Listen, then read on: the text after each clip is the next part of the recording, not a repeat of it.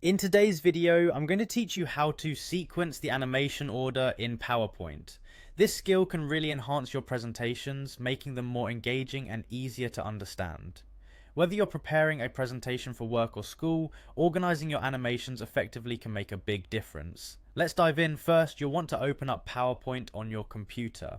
Now this might seem quite elementary, but it's always good to start off on the right foot by making sure you have the software loaded up and ready to go. Once you have PowerPoint open, navigate to the presentation file that you'd like to work with. This could be an existing presentation or a new one that you're in the process of creating. Now look for the slide that contains the animations you want to sequence. It's crucial to pick the correct slide so you can see all the elements you want to reorder. After selecting your slide, shift your attention to the toolbar at the top and click on the Animations tab. This is where all the magic happens. You'll find a range of animation options here, but for our purposes, focus on the setup that's already in place. You'll need to open the animation pane, which provides a detailed view of all the animations on your selected slide. Look under the advanced animation section of the tab and you'll spot the animation pane button. Click on it and you'll notice a panel appearing on the right side of your screen. This pane is essential. It gives you a clear, structured view of the animation sequences already applied to your slide.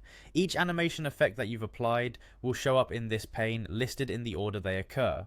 Now to alter the sequence of these animations, all you need to do is click and drag each animation in the pane. It's a simple drag and drop method, but it's incredibly effective.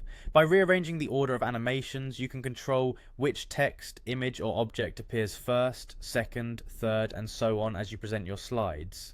Do note that as you reorder these animations, it changes not only the sequence but could also affect the anticipation and flow of information to your audience. So be sure you're happy with how these changes support your narrative or presentation goals. And that's all there is to it.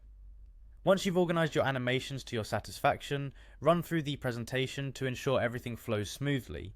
You'll likely find that sequencing improves the clarity and impact of your presentation considerably. Thanks for tuning in, and I hope these tips elevate your next PowerPoint presentation.